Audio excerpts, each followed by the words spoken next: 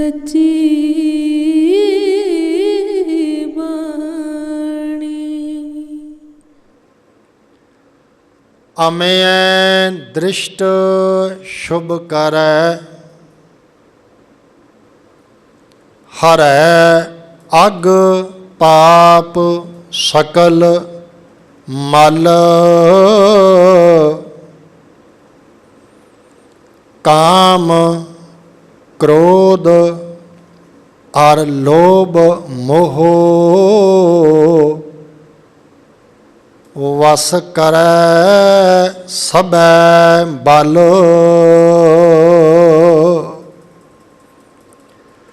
सदा सुख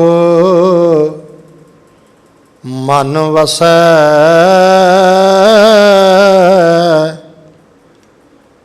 दुख संसार खोवै। गुर नवनिध दरियाओ, जन्म हम कालख धोवै।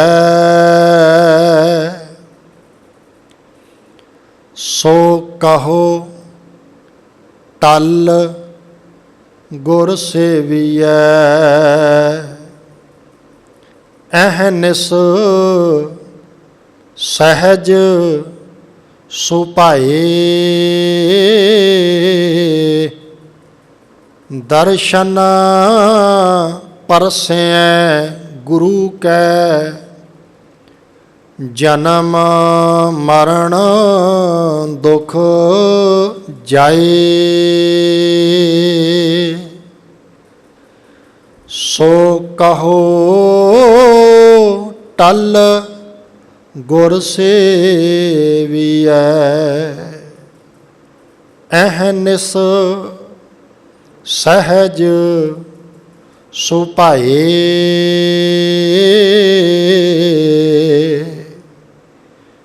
दर्शन परसै गुरु कै, जन्म मरण दुख जाए।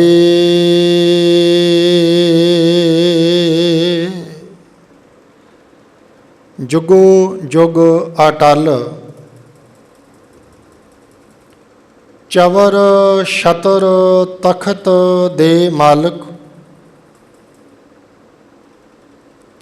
दसां पातशाहियां दी जोत,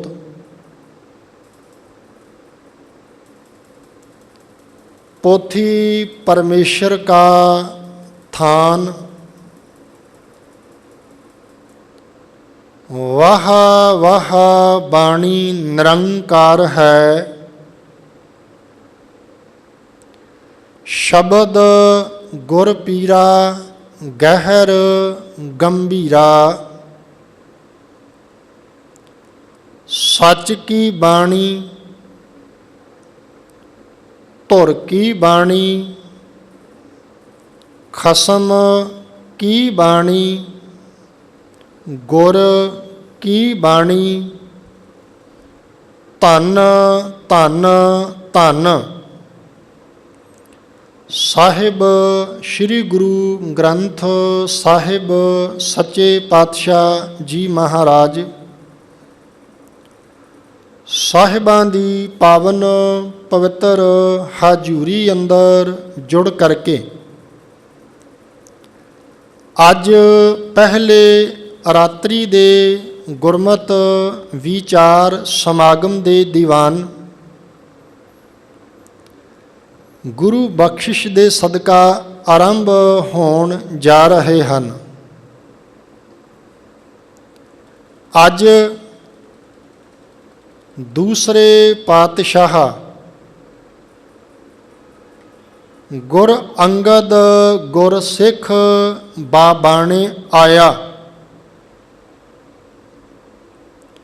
लहणे दी फेराई है नानका दोही खटी है। जोत ओहा जुगत साए सहकाया फेर पलटी है। धन गुरु अंगद साहिब सच्चे पातशाह जी महाराज, जिन्हां दा गुरता गद्दी पुरब दा दिहाड़ा रामकली की वार, राय बलवंड तथा सतै डूम आखी, ते बचन बख्शे फेर वसाया फेरुआन सतगुर खाडूर। खडूर साहिब की पावन पवित्र धरती ते धन गुरु अंगद साहिब दाता जी महाराज जियां दा गुरता गद्दी पुरब दा दिहाड़ा समुचे सिख जगत वालों मनाया जा रहा है। अज पहले दिन दे दीवानां विच आपां धन गुरु अंगद साहिब दाता जी महाराज तिन्हां दे इतिहास विचों, तिन्हां दी बाणी विचों कुछ विचारां आप जी नाल गुरु बख्शिश दे सदका सांझियां करनियां ने। आप जी ने भट्ट साहिबान, जदों आपां सवैयां दा पाठ करदे हां, आप जी दी जानकारी लई धन श्री गुरु ग्रंथ साहिब जी दे अंदर एक ते गुरु अर्जन साहिब जी महाराज दे सवैये ने। उत्थे लिखिया है सवैये श्री मुख बाकिया महला पंजवां। फिर उहदे तो बाद फिर अगे सवैये आरंभ हुंदे ने भट्ट साहिबान जी दे। उन्हां सवैयां दे उत्ते सरलेख लिखिया है सवैये महले पहले के। फिर सरलेख लिखिया है सवैये महले दूजे के। ते 10 सवैये हन जेड़े भट्ट साहिबाना ने धन गुरु अंगद साहिब दाता जी महाराज जी की उस्तत विच उचारण कीते ने। उन्हां दे विचों एक सवैये दा पाठ जेड़ा 10वां सवैया है भट्ट टल जी का उचारण किया होया, उस सवैये का पाठ आप जी ने सुनिया है। इन्हां बचनां नूं आधार बनावांगे ते गुरु बख्शिश दे सदका गुरु साहिब कृपालता करके विचारां करवाउणगे। जिन्ने आ गए हो धनता दे जोग हो, क्योंकि धन गुरु रामदास महाराज जी रोज़ साडे ते कृपालता करते ने। धन धन सत संगत, धन गुरु रामदास जी दे मुबारक बोल ने। सत संगत नूं धन धन आखिया धन गुरु रामदास महाराज जियां ने। प्यारिओ, सो इस करके जिहड़ा सत संगत विच आया, गुरबाणी विच ते साहिब ने यह भी कृपालता कीती, कहण लगे मालिक जी आ मनुखा दे ही तेरी कृपा नाल मिली। दूसरी बख्शिश बाणी विच यह भी महाराज ने कृपालता कीती, दातिया मनुखा दे ही तो बाद मनुखा जामे तो बाद जे किते आ सत संगत दे सत संगत विच आउण दा, जुड़ बैठण दा, बाणी सरवण करन दा, कीर्तन सरवण करन दा, कथा विचार सरवण करन दा जे सुभाग बख्शिश कीता ते दातिया ये भी तेरी कृपा दे नाल होया। बाणी विच बचन ने तुमरी कृपा ते भयो साध संग। गुरमुखो, ये मालिक ने कृपालता कीती, सत संगत अंदर जुड़ मिल बैठण दा सुभाग समा बख्शिश कीता। जिन्ने आ गए हो धनता दे जोग हो। बाकी सारियां नूं बड़े प्यार नाल, बड़े अदब नाल, सत्कार नाल, निमरता सहित बेनती है जी कि धन गुरु अंगद साहिब दाता जी का गुरता गद्दी पुरब का दिहाड़ा है, तो आप सारे कृपालता करियो, समय चों समा कढ़ गुरु चरनां विच हाजरियां भरन का यतन करियो। बख्शो जी एकाग्रता। आओ सब तो पहला कलगीधर सतगुरु गुरु गोबिंद सिंह साहिब जी महाराज तिन्हां दी बख्शिश कीती हुई गुरु फतेह दी आसीस करो प्रवान जी। प्यार विच भेज के बुलंद आवाज़ चढ़ती कला विच प्रवान करो जी। वाहिगुरु जी का खालसा, वाहिगुरु जी की फतेह। भट्ट साहिबान जी जिन्हां ने सवैये दे अंदर एक कृपालता कीती है, अमेय दृष्ट, अमेय का भाव है अमृत वर्गी दृष्ट का भाव है दृष्टि नज़र। धन गुरु अंगद साहिब दाता जी महाराज जी की जिहड़ी नज़र है, जिहड़ी नदर है, जिहड़ी दृष्टि है, जदों वो मेरा भरी नदर, याद रखियो किसे दी नदर विच मेहर वरसदी है, किसे दी नदर विच मेहरां वरसदियां ने, ते किसे दी नदर इदां दी हुंदी है जिहड़ा सब कुछ खो लैंदी है।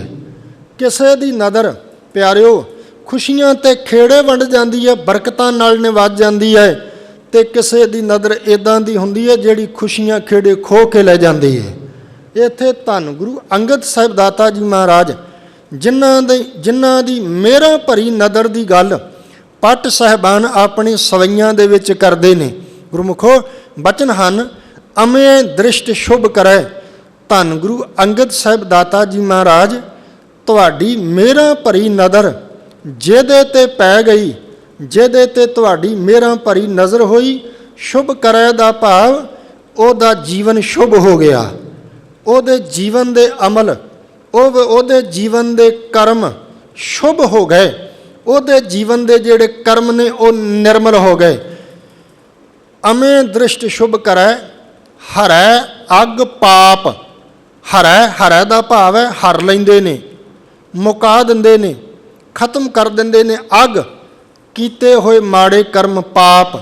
हरै अग पाप सकल मल, कीते होए माड़े कर्म, कीते होए पाप ते अंदर दी सारी मैल धन गुरु अंगद साहिब दाता जी तुहाडी नदर दे नाल दूर हो जाती है। पहली पंक्ति च बचन बख्शे ने, इस तो अगला बोल काम क्रोध और लोभ मोह। वेखो जी, काम क्रोध और लोभ मोह ये जिहड़े वकार ने वस करे। धन गुरु अंगद साहिब दाता जिहदे ते तुहाडी नज़र पई ना, ਉਹਦੇ ਇਹ ਵਿਕਾਰ ਵਸ ਵਿੱਚ ਆ ਗਏ, ਕਾਬੂ ਵਿੱਚ ਆ ਗਏ। ਵਿਕਾਰ ਵਸ ਵਿੱਚ ਆ ਗਏ ਜੀ, ਇੰਦਰੀਆਂ ਕਾਬੂ 'ਚ ਆ ਗਈਆਂ, ਵਿਕਾਰ ਵਸ ਵਿੱਚ ਆ ਗਏ। ਕਾਮ ਕ੍ਰੋਧ ਅਰ ਲੋਭ ਮੋਹ ਵਸ ਕਰ ਸਭੈ ਬਲ। ਕਦੇ ਧੰਨ ਗੁਰੂ ਅੰਗਦ ਸਾਹਿਬ ਦਾਤਾ ਜੀ ਮਹਾਰਾਜ ਕੋਲ ਸਿੱਖ ਆ ਕੇ ਬੇਨਤੀ ਕਰਦੇ ਨੇ, ਧੰਨ ਗੁਰੂ ਅੰਗਦ ਸਾਹਿਬ ਜੀ ਕੋਲ कदे सिखा ने आके बेनती की, महाराज जदों जंगल दे विच अग लगदी है, जंगल विच रहन वाले जानवर, जंगल विच रहन वाले पशु वो उधर नूं दौड़दे ने जिथे पानी होवे, नदी वाल नूं, जिथे जंगल दे विच पानी दा टिकाणा होवे वो उधर नूं दौड़दे ने, ते पानी विच जाके वो पशु ते जानवर खड़े हो जांदे ने। अग सारे जंगल नूं साड़ दिंदी है, पर जिहड़े पशु ते जानवर खड़े हुंदे ने पानी दे विच, अग उन्हां दा कुछ नहीं विगाड़ सकदी। साहब जी कहंदे कहंदे प्यारिओ संसार दे विच भी अग लगी पई है। रुकन लगा जी, गुरु नानक साहिब महाराज जी की बाणी का पाठ जदों करिए ना, माझ राग दे मुबारक बोल ने साहिब ने कृपालता की, कहन लगे हंस हेत लोभ कोप। लड़ाई झगड़े कला कलेश, लोभ कहंदे ने लालच, ते क्रोध आपां सारे जाणदे हां गुस्सा। ये चार नदियां अग दियां संसार विच वगदियां ने। महाराज बचिया किवें जाए? धन गुरु अंगद साहिब किवें बचीए इस अग तो जिहड़ी संसार नूं लगी पई है? तृष्णा दी अग। तृष्णा भाव कि बंदे कोल 100 आया, फिर कहंदा हज़ारां आ जाण, हज़ारां आए, अंदर अग होर वध गई, हुण मेरे को लखां आ जाण, लखां आए, अंदर दी अग होर वध गई, कहन लगा करोड़ां आ जाण, करोड़ां आए तो गुरमुखो अंदर दी अग होर फैल गई, कहंदा हुण मैं अरबां ते खरबां दा मालिक हो जावां, ਅਰਬਾਂ ਤੇ ਖਰਬਾਂ ਵੀ ਆ ਗਏ, ਅੰਦਰ ਦੀ ਅੱਗ ਫਿਰ ਸ਼ਾਂਤ ਨਾ ਹੋਈ। ਉਹ ਤ੍ਰਿਸ਼ਨਾ ਵਾਲੀ ਅੱਗ ਫਿਰ ਸ਼ਾਂਤ ਨਾ ਹੋਈ। ਧੰਨ ਗੁਰੂ ਅੰਗਦ ਸਾਹਿਬ ਦਾਤਾ ਜੀ ਮਹਾਰਾਜ ਕਿਵੇਂ ਬਚਿਆ ਜਾਏ ਇਸ ਅੱਗ ਤੋਂ? ਤੇ ਸਾਹਿਬ ਨੇ ਬੋਲ ਬੜੇ ਪਿਆਰੇ ਕਹਿਣ ਲੱਗੇ, ਜਿਵੇਂ ਜੰਗਲ ਵਿੱਚ ਅੱਗ ਲੱਗੇ, ਪਸ਼ੂ ਤੇ ਜਾਨਵਰ ਦੌੜ ਕੇ ਉੱਥੇ ਜਾਂਦੇ ਨੇ ਜਿੱਥੇ ਜੰਗਲ ਵਿੱਚ ਪਾਣੀ ਹੋਵੇ, ਤੇ ਸੰਸਾਰ ਵਿੱਚ ਵਕਾਰਾਂ ਦੀ ਅੱਗ, ਤ੍ਰਿਸ਼ਨਾ ਦੀ ਅੱਗ ਇਹ ਲੱਗੀ ਪਈ ਹੈ, ਇਹ ਵਗਦੀ ਪਈ ਹੈ। ਤੇ ਜੇ ਕੋਈ ਬਚਣਾ ਚਾਹੁੰਦਾ ਨਾ, ਤੇ 3 ਗੱਲਾਂ ਮਹਾਰਾਜ ਨੇ ਕਹੀਆਂ। ਕਹਿਣ ਲੱਗੇ, ਸਤ ਸੰਗਤ ਵਿੱਚ ਚਲਿਆ ਜਾਏ, ਗੁਰਬਾਣੀ ਦਾ, ਗੁਰ ਸ਼ਬਦ ਦਾ ਓਟ ਆਸਰਾ ਲਵੇ, ਸੇਵਾ ਕਰੇ। ਜਿਹੜਾ ਇਹ 3 ਓਟ ਆਸਰੇ ਤੱਕ ਲਏਗਾ, ਗੁਰ ਸ਼ਬਦ ਦਾ, ਸੇਵਾ ਦਾ ਪਿਆਰਿਓ, ਤੇ ਸਤ ਸੰਗਤ ਦਾ, ਉਹਨੂੰ ਇਹ ਵਕਾਰਾਂ ਦੀ ਅੱਗ ਕਦੇ ਸਾੜ ਨਹੀਂ ਜੇ ਸਕਦੀ। ਧੰਨ ਗੁਰੂ ਅੰਗਦ ਸਾਹਿਬ ਨੇ ਕਿਰਪਾਲਤਾ ਕੀਤੀ। ਕਾਮ ਕ੍ਰੋਧ ਅਰ ਲੋਭ ਮੋਹ ਵਸ ਕਰੈ ਸਭੈ ਬਲ। ਅਗਲਾ ਬਚਨ, ਸਦਾ ਸੁਖ ਮਨ ਵਸੈ। ਸਾਹਿਬ ਜੀ ਕਿਰਪਾਲਤਾ ਕਰਦੇ ਨੇ, ਸਦਾ ਸੁਖ ਦੀ ਦਾਤ, ਮਨ ਵਿੱਚ ਸਦਾ ਹੀ ਸੁਖ। ਹੁਣ ਥੋੜ੍ਹਾ ਜਿਹਾ ਇੱਕ ਖਿਣ ਆਪਾਂ ਰੁਕੀਏ। ਧੰਨ ਗੁਰੂ ਅੰਗਦ ਸਾਹਿਬ ਦਾਤਾ ਜੀ ਮਹਾਰਾਜ ਮੱਤੇ ਦੀ ਸਰਾਂ ਜਿਨ੍ਹਾਂ ਦਾ ਜਨਮ ਹੈ, ਪਿਤਾ ਦਾ ਨਾਂ ਫੇਰੂ ਮੱਲ ਹੈ। 1504 ਵਿੱਚ ਇਹਨਾਂ ਦਾ ਜਨਮ ਹੁੰਦਾ ਹੈ। 1504 ਤੇ ਤੁਹਾਡੇ ਅੱਗੇ ਅਰਜ਼ ਕਰਾਂ ਜੀ, ਧੰਨ ਗੁਰੂ ਨਾਨਕ ਸਾਹਿਬ ਦਾਤਾ ਜੀ ਮਹਾਰਾਜ ਨਾਲ ਇਹਨਾਂ ਦਾ ਮੇਲ ਮਿਲਾਪ ਹੁੰਦਾ 1532 ਦੇ ਵਿੱਚ। ਉਮਰ ਕਿੰਨੀ ਹੈ ਭਾਈ ਲਹਿਣੇ ਦੀ? ਪਹਿਲਾ ਨਾਂ ਇਹਨਾਂ ਦਾ ਭਾਈ ਲਹਿਣਾ ਹੈ। ਤੇ ਵੈਸ਼ਨੋ ਦੇਵੀ ਦੇ ਇਹ ਪੁਜਾਰੀ ਨੇ, ਅਕਸਰ ਵੈਸ਼ਨੋ ਦੇਵੀ ਆਉਂਦੇ ਜਾਂਦੇ ਰਹਿੰਦੇ ਨੇ, ਭਾਈ ਲਹਿਣਾ ਜੀ। ਦੂਸਰੀ ਅਰਜ਼ ਕਰਾਂ ਤੁਹਾਡੇ ਅੱਗੇ, ਭਾਈ ਲਹਿਣੇ ਦਾ ਗੁਰੂ ਨਾਨਕ ਸਾਹਿਬ ਨਾਲ ਮੇਲ ਮਿਲਾਪ ਕਿਵੇਂ ਹੋਇਆ? ਗੁਰੂ ਨਾਨਕ ਸਾਹਿਬ ਦਾ ਇੱਕ ਸਿੱਖ ਹੈ ਜਿਹਦਾ ਨਾਂ ਇਤਿਹਾਸ ਦੇ ਪੰਨਿਆਂ ਨੇ ਲਿਖਿਆ ਭਾਈ ਜੋਧ ਜੀ। ਤੇ ਅੰਮ੍ਰਿਤ ਵੇਲੇ ਦਾ ਸਮਾਂ, ਜਦੋਂ ਲੋਕ ਖੂਹਾਂ ਦੇ ਉੱਤੇ ਇਸ਼ਨਾਨ ਕਰਦੇ ਨੇ, ਨਹਾਉਂਦੇ ਨੇ ਗੁਰਮੁਖੋ ਅੰਮ੍ਰਿਤ ਵੇਲੇ, ਤੇ ਭਾਈ ਜੋਧ ਖੂਹ ਤੇ ਨਹਾਉਣ ਲਈ ਜਾਂਦਾ ਅੰਮ੍ਰਿਤ ਵੇਲੇ। ਤੇ ਇਸ਼ਨਾਨ ਕਰਕੇ ਨਾ, ਤੇ ਕਿੰਨੀ ਕੁ ਕਿਰਪਾ ਇਹਦੇ ਤੇ ਗੁਰੂ ਨਾਨਕ ਸਾਹਿਬ ਦੀ ਹੋਏਗੀ। ਇਹਨੇ ਤੁਰੇ ਆਉਂਦੇ ਨੇ, ਆਸਾ ਕੀ ਵਾਰ ਦੀਆਂ ਪੌੜੀਆਂ ਦਾ ਪਾਠ ਪੜ੍ਹੀ ਜਾਣਾ। ਵੇਖੋ, ਆਸਾ ਕੀ ਵਾਰ ਦੀਆਂ ਪੌੜੀਆਂ ਦਾ ਪਾਠ ਅੱਜ ਤਾਂ ਖਿਮਾ ਕਰਨਾ, ਸਾਡੇ ਘਰ ਘਰ ਤੱਕ ਆਸਾ ਕੀ ਵਾਰ ਦਾ ਪਾਠ ਪਹੁੰਚਿਆ ਹੈ। ਟੀਵੀ ਦੇ ਮਾਧਿਅਮ ਰਾਹੀਂ, ਲਾਈਵ ਚੈਨਲਾਂ ਦੇ ਰਾਹੀਂ ਅੰਮ੍ਰਿਤ ਵੇਲੇ ਸੱਚਖੰਡ ਸ੍ਰੀ ਦਰਬਾਰ ਸਾਹਿਬ ਤੋਂ ਜਦੋਂ ਆਸਾ ਕੀ ਵਾਰ ਦਾ ਕੀਰਤਨ ਹੁੰਦਾ ਹੈ, ਜਦੋਂ ਚੜ੍ਹਦੀ ਕਲਾ ਟਾਈਮ ਟੀਵੀ ਤੇ ਬੰਗਲਾ ਸਾਹਿਬ ਗੁਰੂ ਹਰਕ੍ਰਿਸ਼ਨ ਸਾਹਿਬ ਦੇ ਦਰ ਤੋਂ ਆਸਾ ਕੀ ਵਾਰ ਦਾ ਕੀਰਤਨ ਹੁੰਦਾ ਹੈ, ਖਿਮਾ ਕਰਿਆ ਜੇ ਸਾਡਾ ਅੰਮ੍ਰਿਤ ਵੇਲਾ ਤੇ ਆਸਾ ਕੀ ਵਾਰ ਸਾਡੀ ਸੁੱਤਿਆਂ ਲੰਘ ਜਾਂਦੀ ਹੈ। ਗੁਰਮੁਖੋ, ਧੰਤਾ ਦੇ ਜੋਗ ਉਹ ਗੁਰੂ ਕਾ ਸਿੱਖ ਭਾਈ ਜੋਧ ਅੰਮ੍ਰਿਤ ਵੇਲੇ ਆਸਾ ਕੀ ਵਾਰ ਦੀਆਂ ਪੌੜੀਆਂ ਦਾ ਪਾਠ ਪੜ੍ਹਦਾ ਹੈ।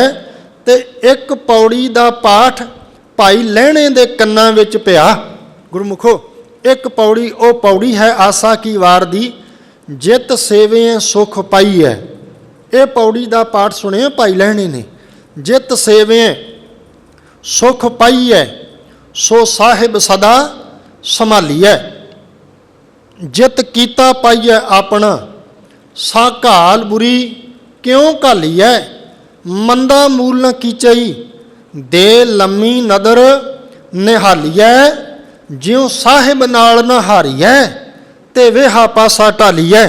ਕਹਿਣ ਲੱਗੇ, ਮਾਲਕ ਵਾਲੇ ਪਾਸਿਓਂ, ਗੁਰੂ ਵਾਲੇ ਪਾਸਿਓਂ, ਪਰਮਾਤਮਾ ਵਾਲੇ ਪਾਸਿਓਂ ਕਿਤੇ ਹਾਰ ਨਾ ਜਾਈ, ਕਿਤੇ ਹਾਰ ਕੇ ਨਾ ਜਾਈ ਪਿਆਰਿਆ।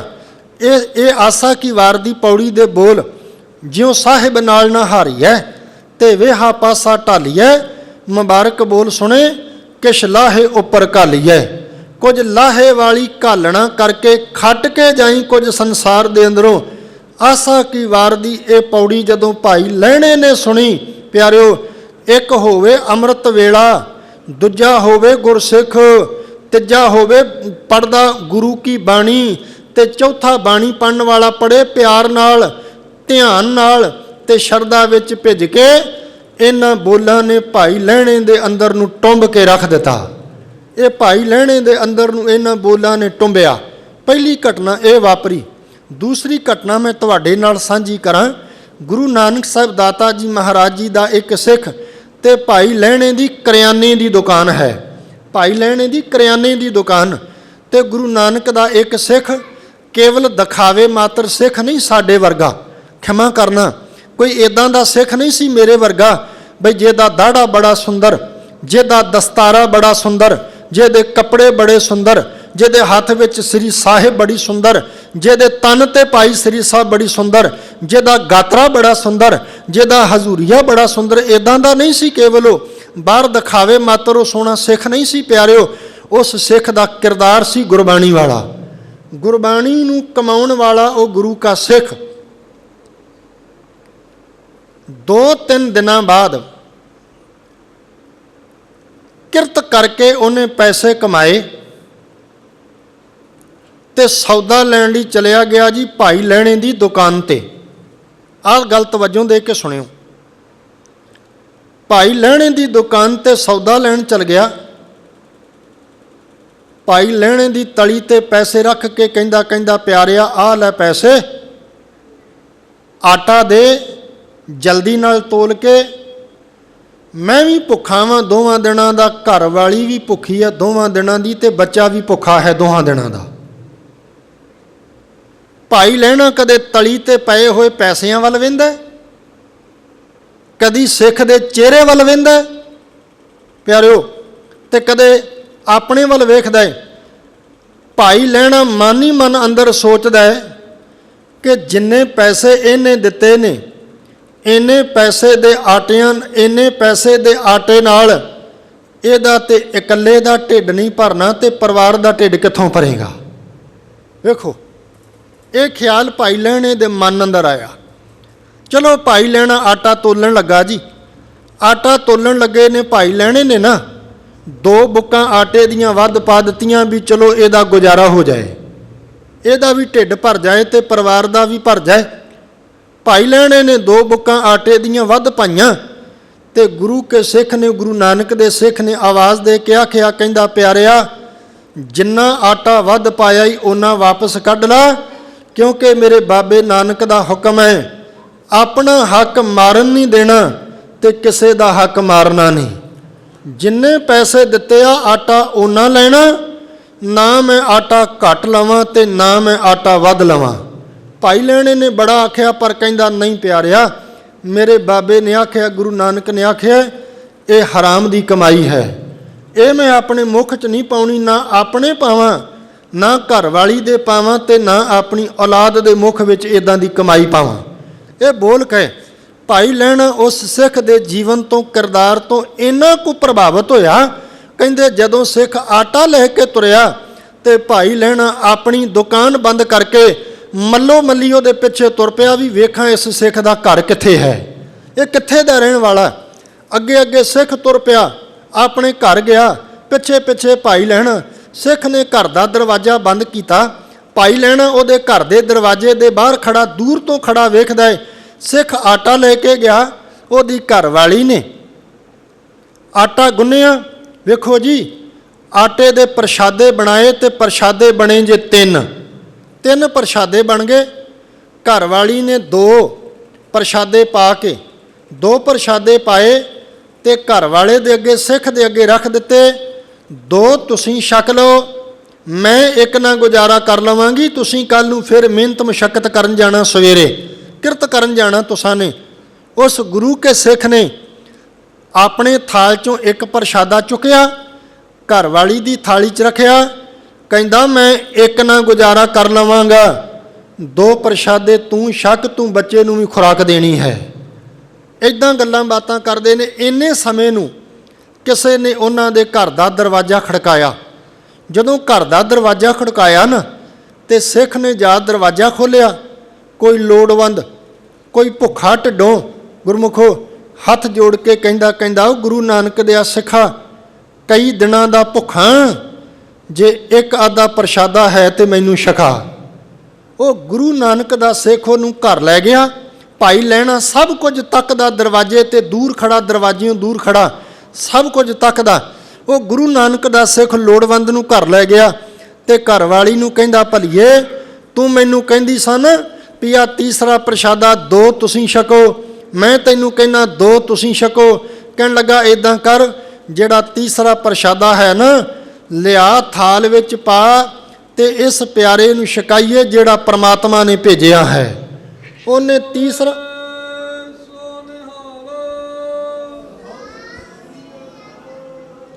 ਤੀਸਰਾ ਪ੍ਰਸ਼ਾਦਾ ਥਾਲ ਵਿੱਚ ਪਾ ਕੇ ਉਹਦੇ ਅੱਗੇ ਰੱਖਿਆ, ਉਹਨੇ ਛਕਿਆ। ਇੱਕ ਪ੍ਰਸ਼ਾਦਾ ਛਕ ਕੇ ਕਹਿੰਦਾ ਕਈ ਦਿਨਾਂ ਦਾ ਭੁੱਖਾਂ ਜੇ, ਇੱਕ ਅੱਧਾ ਹੈਗਾ ਹੋਰ ਤਾਂ ਦੇ ਦਿਓ। ਉਹ ਗੁਰੂ ਕੇ ਸਿੱਖ ਨੇ ਆਪਣੇ ਥਾਲੋਂ ਪ੍ਰਸ਼ਾਦਾ ਚੱਕਿਆ, ਉਹਦੇ ਥਾਲ 'ਚ ਰੱਖਿਆ। ਉਹਨੇ ਦੂਜਾ ਪ੍ਰਸ਼ਾਦਾ ਵੀ ਛਕ ਲਿਆ। ਉਹ ਲੋੜਵੰਦ ਭੁੱਖੇ ਨੇ ਫਿਰ ਆਖਿਆ, ਕਹਿੰਦਾ ਜੇ ਇੱਕ ਅੱਧਾ ਹੋਰ ਹੈ ਤਾਂ ਦੇ ਦਿਓ। ਉਹਨੇ ਤੀਜਾ ਪ੍ਰਸ਼ਾਦਾ ਵੀ ਚੱਕਿਆ, ਸਿੱਖ ਨੇ ਆਪਣੀ ਘਰਵਾਲੀ ਦੇ ਥਾਲ ਵਿੱਚੋਂ, ਉਹ ਵੀ ਉਹਨੂੰ ਛਕਾ ਦਿੱਤਾ। ਭਾਈ ਲਹਿਣਾ ਦਰਵਾਜ਼ੇ ਤੇ ਖੜਾ ਸਭ ਕੁਝ ਤੱਕਦਾ ਜੇ, ਭਾਈ ਲਹਿਣੇ ਕੋਲੋਂ ਵੇਖ ਕੇ ਰਿਹਾ ਨਾ ਗਿਆ। ਉਹ ਤੇਜ਼ੀ ਦੇ ਨਾਲ, ਛੇਤੀ ਦੇ ਨਾਲ, ਦੌੜ ਕੇ ਕਾਹਲੀ ਦੇ ਨਾਲ ਅੰਦਰ ਆਇਆ, ਸਿੱਖ ਦੇ ਘਰ ਦੇ ਅੰਦਰ ਆਇਆ। ਆ ਕੇ ਸਿੱਖ ਦੇ ਪੈਰ ਫੜ ਲਏ ਤੇ ਸਿੱਖ ਦੇ ਪੈਰ ਫੜ ਕੇ ਕਹਿੰਦਾ ਉਹ ਭਲਿਆ, ਜਿਸ ਬਾਬੇ ਨਾਨਕ ਨੇ, ਗੁਰੂ ਨਾਨਕ ਨੇ ਤੈਨੂੰ ਇੰਨਾ ਸਬਰ ਤੇ ਸੰਤੋਖ ਦਿੱਤਾ ਹੈ, ਤੈਨੂੰ ਅੰਦਰੋਂ ਇੰਨਾ ਤ੍ਰਿਪਤ ਕਰਕੇ ਰੱਖਿਆ ਹੋਇਆ ਹੈ, ਤੂੰ ਕਿਰਪਾਲਤਾ ਕਰ ਕਿਤੇ ਉਸ ਬਾਬੇ ਦੇ ਦੀਦਾਰ ਕਿਤੇ ਜ਼ਿੰਦਗੀ ਵਿੱਚ ਮੈਨੂੰ ਵੀ ਹੋ ਜਾਣ, ਮੈਂ ਵੀ ਕਿਤੇ ਉਸ ਬਾਬੇ ਤੱਕ ਪਹੁੰਚ ਸਕਾਂ। ਪਿਆਰਿਓ, ਤੇ ਸਮਾਂ ਆਇਆ 1532 ਦਾ। ਮੈਂ ਜਿਹੜੀ ਗੱਲ ਕਰਨੀ ਨੇੜੇ ਤੁਹਾਡਾ ਧਿਆਨ ਕਰਾਂ, ਇਕਾਗਰਤਾ ਬਖਸ਼ਿਆ ਜੇ। ਸਮੇਂ ਦੇ ਦਾਇਰੇ ਅੰਦਰ ਰਹਿ ਕੇ ਵਿਚਾਰਾਂ ਨੂੰ ਆਪਾਂ ਮੁੜ ਕੇ ਸੰਕੋਚਣ ਦਾ ਵੀ ਯਤਨ ਕਰਨਾ। 1532 ਦਾ ਸਮਾਂ ਆਇਆ ਜੀ। ਇਤਿਹਾਸ ਦੇ ਪੰਨੇ ਕਹਿੰਦੇ ਨੇ ਗੁਰੂ ਨਾਨਕ ਸਾਹਿਬ ਦੀ ਉਮਰ ਹੈ 63 ਵਰ੍ਹਿਆਂ ਦੀ। ਗੁਰੂ ਨਾਨਕ ਸਾਹਿਬ ਦੀ ਉਮਰ ਉਸ ਵੇਲੇ 63 ਵਰ੍ਹਿਆਂ ਦੀ ਹੈ। 1469 ਤੇ 1532, 63 ਵਰ੍ਹਿਆਂ ਦੀ ਉਮਰ ਮੇਰੇ ਬਾਬੇ ਗੁਰੂ ਨਾਨਕ ਸਾਹਿਬ ਮਹਾਰਾਜ ਦੀ, ਤੇ 28 ਵਰ੍ਹਿਆਂ ਦੀ ਉਮਰ ਉਸ ਵੇਲੇ ਭਾਈ ਲਹਿਣੇ ਦੀ ਸੀ ਜਦੋਂ ਬਾਬੇ ਕੋਲ ਆਇਆ ਜੀ। 28 ਵਰ੍ਹਿਆਂ ਦੀ ਉਮਰ 'ਚ ਗੁਰੂ ਨਾਨਕ ਸਾਹਿਬ ਦਾਤੇ ਦੇ ਚਰਨਾਂ 'ਚ ਆਏ ਤੇ ਸਾਹਮਣੇ ਮੇਲ ਮਿਲਾਪ ਵੇਖੋ ਜੀ। ਗੁਰੂ ਨਾਨਕ ਸਾਹਿਬ ਮਹਾਰਾਜ ਜੀ ਦੇ ਸਾਹਮਣੇ ਖੜੇ ਹੋ ਕੇ ਨਾ ਭਾਈ ਲਹਿਣਾ ਗੁਰੂ ਨਾਨਕ ਸਾਹਿਬ ਬਾਰੇ ਸੁਣਿਆ ਜ਼ਰੂਰ ਹੈ, ਗੁਰੂ ਨਾਨਕ ਦੇ ਅਜੇ ਤੱਕ ਦੀਦਾਰ ਨਹੀਂ ਕੀਤੇ। ਗੁਰੂ ਨਾਨਕ ਸਾਹਿਬ ਦੇ ਸਾਹਮਣੇ ਖੜੇ ਹੋ ਕੇ ਕਹਿੰਦੇ ਧੰਨ ਗੁਰੂ ਨਾਨਕ ਸਾਹਿਬ ਨੂੰ ਮਿਲਣਾ। ਗੁਰੂ ਨਾਨਕ ਸਾਹਿਬ ਖੇਤਾਂ 'ਚ ਕੰਮ ਕਰਦੇ ਨੇ, ਗੁਰੂ ਨਾਨਕ ਸਾਹਿਬ ਨੂੰ ਮਿਲਣਾ ਇਹ ਗੱਲ ਹੈ ਪਿਆਰਿਓ ਧੰਨ ਗੁਰੂ ਨਾਨਕ ਸਾਹਿਬ ਮਹਾਰਾਜ ਨਾਲ ਮੇਲ ਮਿਲਾਪ ਦੀ। ਗੁਰੂ ਨਾਨਕ ਸਾਹਿਬ ਮਹਾਰਾਜ ਨੂੰ ਮਿਲਣਾ, ਤੁਸੀਂ ਜਾਣਦੇ ਹੋ, ਮੈਨੂੰ ਉਹਨਾਂ ਤੱਕ ਲੈ ਚੱਲੋ। ਇਤਿਹਾਸ ਦੇ ਪੰਨੇ ਕਹਿੰਦੇ ਨੇ ਭਾਈ ਲਹਿਣਾ ਘੋੜੇ ਤੇ ਬੈਠਾ, ਘੋੜੇ ਦੀਆਂ ਲਗਾਮਾਂ ਗੁਰੂ ਨਾਨਕ ਸਾਹਿਬ ਨੇ ਪਕੜ ਲਈਆਂ। ਟਿਕਾਣੇ ਲਿਜਾ ਕੇ ਕਹਿੰਦੇ ਪਿਆਰਿਆ ਸੰਗਤ ਵਿੱਚ ਜਾ ਕੇ ਸੱਜ, ਥੋੜ੍ਹੇ ਸਮੇਂ ਤੱਕ ਧੰਨ ਗੁਰੂ ਨਾਨਕ ਸਾਹਿਬ ਆਉਣਗੇ, ਦੀਦਾਰ ਹੋਣਗੇ। ਪਹੁੰਚ ਗਿਆ ਜੀ। ਭਾਈ ਲਹਿਣਾ ਸਤ ਸੰਗਤ ਵਿੱਚ ਜਾ ਕੇ ਬਹਿ ਗਿਆ। ਸੰਗਤ ਵਿੱਚ ਜਾ ਕੇ ਬੈਠੇ, ਗੁਰੂ ਨਾਨਕ ਸਾਹਿਬ ਮਹਾਰਾਜ ਇਸ਼ਨਾਨ ਕੀਤਾ, ਪੁਸ਼ਾਕਾ ਬਦਲਿਆ, ਤੇ ਜਦੋਂ ਸਾਰੀ ਸਤ ਸੰਗਤ ਦੇ ਸਨਮੁਖ ਆਏ ਭਾਈ ਲਹਿਣਾ ਹੱਕਾ ਬੱਕਾ ਰਹਿ ਗਿਆ। ਇਹ ਤੇ ਉਹੀ ਨੇ ਜਿਨ੍ਹਾਂ ਨੂੰ ਮੈਂ ਪੁੱਛਿਆ ਸੀ ਕਿ ਗੁਰੂ ਨਾਨਕ ਨੂੰ ਜਾਣਦੇ ਹੋ। ਇਹ ਤੇ ਉਹੀ ਨੇ ਜਿਹੜੇ ਕਹਿੰਦੇ ਸਨ ਕਿ ਗੁਰੂ ਨਾਨਕ ਨੂੰ ਮੇਰੇ ਨਾਲੋਂ ਵੱਧ ਕੇ ਕੋਈ ਨਹੀਂ ਜਾਣਦਾ। ਇਹ ਤੇ ਉਹੀ ਨੇ ਜਿਹੜੇ ਮੇਰੇ ਘੋੜੇ ਦੀਆਂ ਲਗਾਮਾਂ ਪਕੜ ਕੇ ਮੈਨੂੰ ਇੱਥੋਂ ਤੱਕ ਲੈ ਕੇ ਆਏ ਨੇ। ਉੱਠਿਆ ਭਾਈ ਲਹਿਣਾ ਸੰਗਤ ਵਿੱਚੋਂ ਜਾ ਕੇ ਗੁਰੂ ਨਾਨਕ ਸਾਹਿਬ ਦੇ ਚਰਨ ਘੁੱਟ ਕੇ ਪਕੜ ਲਏ ਤੇ ਹੱਥ ਜੋੜ ਕੇ ਖਿਮਾ ਮੰਗੀ, ਦਾਤਾ ਮੇਰੇ ਕੋਲੋਂ ਗਲਤੀ ਹੋ ਗਈ। ਸਾਹਿਬ ਕਹਿਣ ਲੱਗੇ ਕੋਈ ਗਲਤੀ ਨਹੀਂ ਹੋਈ ਲੈਣਿਆ, ਤੂੰ ਘੋੜੇ ਦੀ ਸਵਾਰੀ ਕਰਨੀ ਜਾਣਦਾ, ਮਨ ਦੀ ਸਵਾਰੀ ਕਰਨੀ ਸਿੱਖ। ਜਿਵੇਂ ਘੋੜੇ ਦੀਆਂ ਲਗਾਮਾਂ ਗੁਰੂ ਨਾਨਕ ਨੂੰ ਪਕੜਾ ਦਿੱਤੀਆਂ ਨੇ, ਆਪਣੇ ਮਨ ਦੀਆਂ ਲਗਾਮਾਂ ਗੁਰੂ ਨਾਨਕ ਦੇ ਹਵਾਲੇ ਕਰ ਦੇ, ਗੁਰੂ ਨਾਨਕ ਦੀਆਂ ਬਖਸ਼ਿਸ਼ਾਂ ਦਾ ਪਾਤਰ ਬਣ ਜਾਏਗਾ। ਮਨ ਮਰਜ਼ੀਆਂ ਛੱਡਣੀਆਂ ਪੈਣਗੀਆਂ ਪਿਆਰਿਓ। ਗੁਰੂ ਦੇ ਹੁਕਮ ਅੰਦਰ, ਗੁਰੂ ਦੀ ਰਜ਼ਾ ਅੰਦਰ ਚੱਲਣਾ ਪਏਗਾ। ਇਤਿਹਾਸ ਕਹਿੰਦਾ ਹੈ ਪਿਆਰਿਓ, ਧੰਨ ਗੁਰੂ ਨਾਨਕ ਸਾਹਿਬ ਦਾਤਾ ਜੀ ਮਹਾਰਾਜ ਜੀ ਦੇ ਚਰਨਾਂ 'ਚ 7 ਸਾਲ ਭਾਈ ਲਹਿਣਾ ਜੀ ਗੁਰੂ ਨਾਨਕ ਸਾਹਿਬ ਦਾਤਾ ਜੀ ਦੇ ਚਰਨਾਂ ਵਿੱਚ ਰਹੇ ਨੇ, ਤੇ 7 ਸਾਲ ਗੁਰੂ ਨਾਨਕ ਦੇ ਚਰਨਾਂ ਵਿੱਚ ਰਹਿ ਕੇ ਭਾਈ ਲਹਿਣੇ ਨੇ ਸੇਵਾ ਕੀਤੀ। ਹੁਣ ਥੋੜ੍ਹਾ ਜਿਹਾ ਨਾ ਤਵੱਜੋ ਦਿਆ ਜੇ, ਗੁਰੂ ਨਾਨਕ ਸਾਹਿਬ ਮਹਾਰਾਜ ਜੀ ਦੇ ਚਰਨਾਂ 'ਚ ਰਹਿ ਕੇ ਸੇਵਾ ਕਰਨ ਵਾਲੇ ਭਾਈ ਲਹਿਣਾ ਜੀ, ਜਿਨ੍ਹਾਂ ਨੇ ਗੁਰੂ ਨਾਨਕ ਸਾਹਿਬ ਦਾ ਹਰ ਹੁਕਮ ਕਮਾਇਆ, ਹੁਕਮ ਰਜਾ ਵਿੱਚ ਚੱਲ ਕੇ ਤੇ ਹਉਮੈ ਨੂੰ ਮਿਟਾ ਕੇ। ਆਹ ਗੱਲ ਯਾਦ ਰੱਖਿਓ, ਹੁਕਮ ਰਜਾ ਵਿੱਚ ਚੱਲ ਕੇ। ਥੋੜ੍ਹਾ ਜਿਹਾ ਜੇ ਧੰਨ ਗੁਰੂ ਅੰਗਦ ਸਾਹਿਬ ਦਾਤਾ ਜੀ ਦੇ ਜੀਵਨ ਵਿੱਚੋਂ ਰਜਾ ਦੀ ਗੱਲ ਵੇਖਣੀ ਹੋਵੇ ਨਾ, ਤੇ ਅਰਜ਼ ਕਰਾਂ ਜੀ, ਗੁਰੂ ਅੰਗਦ ਸਾਹਿਬ ਦਾ ਇੱਕ ਸਿੱਖ ਹੈ ਜਿਹਦਾ ਨਾਂ ਹੈ ਭਾਈ ਜੀਵਾ ਜੀ। ਗੁਰੂ ਅੰਗਦ ਸਾਹਿਬ ਦਾ ਇੱਕ ਸਿੱਖ ਹੈ ਭਾਈ ਜੀਵਾ ਜੀ, ਤੇ ਕੀ ਕਰਦਾ ਜੀ, ਇਹ ਰੋਜ਼ਾਨਾ ਆਪਣੇ ਘਰੋਂ ਖਿਚੜੀ ਤਿਆਰ ਕਰਕੇ ਲੈ ਕੇ ਆਉਂਦਾ ਧੰਨ ਗੁਰੂ ਅੰਗਦ ਸਾਹਿਬ ਜੀ ਲਈ। 3 ਕੋਹ ਦਾ ਪੈਂਡਾ ਰੋਜ਼ ਤੈਅ ਕਰਕੇ ਆਉਂਦਾ ਹੈ। ਘਰ ਖਿਚੜੀ ਤਿਆਰ ਕਰਨੀ, ਖਿਚੜੀ ਤਿਆਰ ਕਰਕੇ ਲਿਆਉਣੀ, ਤੇ ਇੱਕ ਦਿਨ ਖਿਚੜੀ ਲੈ ਕੇ ਇਹਨੇ ਆਉਣਾ, ਹਨੇਰੀ ਬੜੀ ਹਨੇਰੀ ਚੱਲੇ, ਤੇ ਅਰਦਾਸ ਕਰਦਾ, ਬੇਨਤੀ ਕਰਦਾ, ਮਹਾਰਾਜ ਹਨੇਰੀ ਰੁਕ ਜਾਏ। ਵੇਖੋ ਭਾਈ ਜੀਵਾ ਅਰਦਾਸ ਕਰਦਾ, ਬੇਨਤੀ ਕਰਦਾ, ਮਹਾਰਾਜ ਹਨੇਰੀ ਰੁਕ ਜਾਏ। ਹਨੇਰੀ ਰੁਕ ਗਈ, ਇਹ ਖਿਚੜੀ ਲੈ ਕੇ ਆਇਆ। ਜਦੋਂ ਗੁਰੂ ਅੰਗਦ ਸਾਹਿਬ ਜੀ ਮਹਾਰਾਜ ਤੱਕ ਖਡੂਰ ਸਾਹਿਬ ਪਹੁੰਚਿਆ ਨਾ, ਤੇ ਜਦੋਂ ਆ ਕੇ ਗੁਰੂ ਅੰਗਦ ਸਾਹਿਬ ਮਹਾਰਾਜ ਜੀ ਦੇ ਅੱਗੇ ਖਿਚੜੀ ਰੱਖੀ, ਤੇ ਗੁਰੂ ਸਾਹਿਬ ਨੇ ਇਹਦੇ ਵੱਲ ਪਿੱਠ ਕਰ ਲਈ, ਕਹਿੰਦਾ ਮਹਾਰਾਜ ਕੀ ਗਲਤੀ ਹੋ ਗਈ ਮੇਰੇ ਕੋਲੋਂ, ਤੁਸੀਂ ਪਿੱਠ ਕਰ ਲਈ, ਅੱਜ ਮੇਰੀ ਖਿਚੜੀ ਨੂੰ ਤੁਸੀਂ ਪ੍ਰਵਾਨ ਨਹੀਂ ਕੀਤਾ। ਤੇ ਧੰਨ ਗੁਰੂ ਅੰਗਦ ਸਾਹਿਬ ਮਹਾਰਾਜ ਕਹਿੰਦੇ, ਜਿਹੜਾ ਰਜਾ ਨੂੰ ਪ੍ਰਵਾਨ ਨਹੀਂ ਕਰਦਾ ਉਹਦੀ ਖਿਚੜੀ ਕਿਵੇਂ ਪ੍ਰਵਾਨ ਕਰ ਲਵਾਂ। ਭਾਈ ਜੀਵਿਆ, ਤੂੰ ਇਹ ਤੇ ਕਹਿ ਦਿੱਤਾ ਕਿ ਹਨੇਰੀ ਬੰਦ ਹੋ ਜਾਏ ਤੇ ਮੈਂ ਖਿਚੜੀ ਪਹੁੰਚਾ ਦਿਆਂ, ਅਸੀਂ ਤਾਂ ਪ੍ਰਸ਼ਾਦਾ ਹੋਰ ਵੀ ਛਕ ਸਕਦੇ ਸਾਂ, ਹਨੇਰੀ ਚੱਲਣ ਨਾਲ ਪਤਾ ਨਹੀਂ ਕਿੰਨਿਆਂ ਹੋਰਾਂ ਦਾ ਭਲਾ ਹੋਣਾ ਸੀ। ਰਜਾ ਵਿੱਚ ਰਹਿਣਾ ਹੈ ਹਮੇਸ਼ਾ। ਭਾਈ ਲਹਿਣਾ ਜੀ ਆਪ ਰਜਾ ਵਿੱਚ ਰਹੇ, ਗੁਰੂ ਅੰਗਦ ਸਾਹਿਬ ਬਣ ਕੇ ਉਹਨਾਂ ਨੇ ਰਜਾ ਵਿੱਚ ਰਹਿਣ ਦਾ ਉਪਦੇਸ਼ ਦਿੱਤਾ। ਹੋਰ ਅਰਜ਼ ਕਰਾਂ ਜੀ, ਖਡੂਰ ਸਾਹਿਬ ਦੀ ਧਰਤੀ ਆ, ਇੱਕ ਤਪਾ ਈਰਖਾ ਕਰਦਾ ਧੰਨ ਗੁਰੂ ਅੰਗਦ ਸਾਹਿਬ ਜੀ ਮਹਾਰਾਜ ਨਾਲ। ਇੱਕ ਗੱਲ ਯਾਦ ਰੱਖਿਓ ਜੀ, ਗੁਰਬਾਣੀ 'ਚੋਂ ਇੱਕ ਪ੍ਰਮਾਣ ਦੇ ਦਿਆਂ ਤੁਹਾਡੇ ਨਾਲ, ਸਾਹਿਬ ਜੀ ਦੀ ਪਾਵਨ ਪਵਿੱਤਰ ਬਾਣੀ ਪੜ੍ਹੀਏ ਨਾ ਗੁਰੂ ਗ੍ਰੰਥ ਸਾਹਿਬ ਮਹਾਰਾਜ ਜੀ ਦੀ, ਤੇ ਗੁਰੂ ਰਾਮਦਾਸ ਸਾਹਿਬ ਦਾ ਇੱਕ ਬਚਨ ਆਉਂਦਾ ਜੇ, ਉੱਥੇ ਸਾਹਿਬ ਨੇ ਕਿਰਪਾਲਤਾ ਕੀਤੀ, ਕਹਿਣ ਲੱਗੇ ਸਤਿਗੁਰੂ ਤੇ ਨਿਰਵੈਰ ਹੈ। ਬਚਨ ਹਨ, ਸਤਿਗੁਰ ਅੰਦਰੋਂ ਹੁਣ ਨਿਰਵੈਰ ਹੈ, ਸਭ ਦੇਖੈ ਬ੍ਰਹਮ ਇੱਕ ਸੋਏ। ਤੇ ਪਰ ਨਾਲ ਇਹ ਗੱਲ ਯਾਦ ਰੱਖਿਓ, ਨਿਰਵੈਰੈ ਨਾਲ ਜੇ ਵੈਰ ਚਲਾਏਂਦੇ, ਜਿਹੜਾ ਕਿਸੇ ਨਾਲ ਵੈਰ ਨਹੀਂ ਨਾ ਕਰਦਾ ਉਹਦੇ ਨਾਲ ਵੈਰ ਕਮਾਉਣ ਵਾਲੇ ਦੁਨੀਆ ਵਿੱਚ ਬਹੁਤ ਨੇ। ਹੁਣ ਧੰਨ ਗੁਰੂ ਅੰਗਦ ਸਾਹਿਬ ਦਾਤਾ ਜੀ ਮਹਾਰਾਜ ਕਿਸੇ ਨਾਲ ਵੈਰ ਨਹੀਂ, ਪਰ ਤਪਾ ਈਰਖਾ ਵਸ ਗੁਰੂ ਸਾਹਿਬ ਨਾਲ ਵੈਰ ਕਮਾਉਂਦਾ ਹੈ।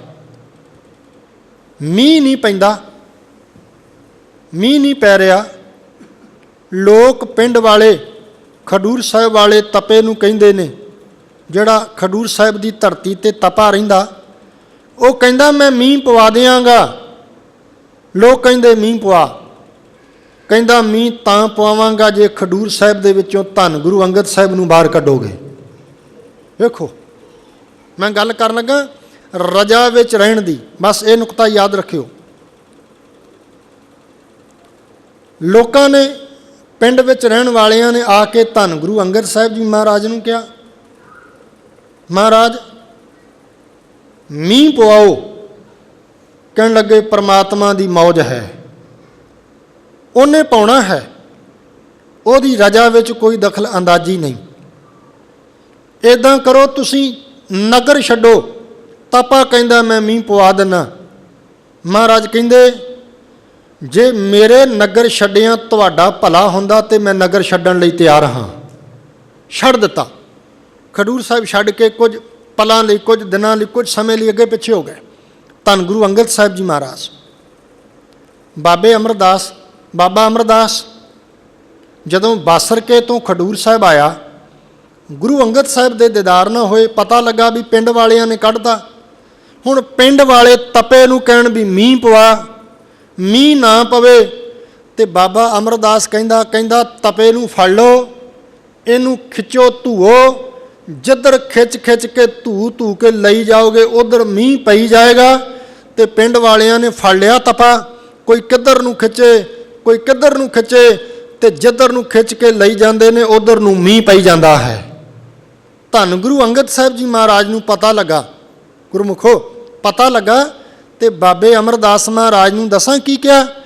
ਕਹਿਣ ਲੱਗੇ ਜੇ ਤਪੇ ਨੇ ਸਾਡੇ ਨਾਲ ਈਰਖਾ ਕੀਤੀ ਹੈ ਤੇ ਬਾਬੇ ਅਮਰਦਾਸ ਤੁਸਾਂ ਵੀ ਤਪੇ ਦੀ ਈਰਖਾ ਦਾ ਜਵਾਬ ਈਰਖਾ ਵਿੱਚ ਦਿੱਤਾ ਹੈ। ਜੋ ਤੁਸਾਂ ਕੀਤਾ ਹੈ ਉਹ ਅਸੀਂ ਵੀ ਕਰ ਸਕਦੇ ਸਾਂ, ਪਰ ਨਹੀਂ, ਉਸ ਪਰਮਾਤਮਾ ਦੀ ਰਜ਼ਾ ਵਿੱਚ ਹਮੇਸ਼ਾ ਰਾਜੀ ਰਹਿਣਾ ਚਾਹੀਦਾ ਹੈ। ਅੱਗੇ ਤੋਂ ਕਦੇ ਇੱਦਾਂ ਨਾ ਹੋਵੇ। ਅਮਰਦਾਸ ਜੀ, ਧੰਨ ਗੁਰੂ ਅੰਗਦ ਸਾਹਿਬ ਮਹਾਰਾਜ ਨੇ ਬਾਬੇ ਅਮਰਦਾਸ ਨੂੰ ਸਿੱਖਿਆ ਦਿੱਤੀ ਕਿ ਹਮੇਸ਼ਾ ਪਰਮਾਤਮਾ ਦੀ ਰਜ਼ਾ ਵਿੱਚ ਰਾਜੀ ਰਹਿਣਾ ਹੈ।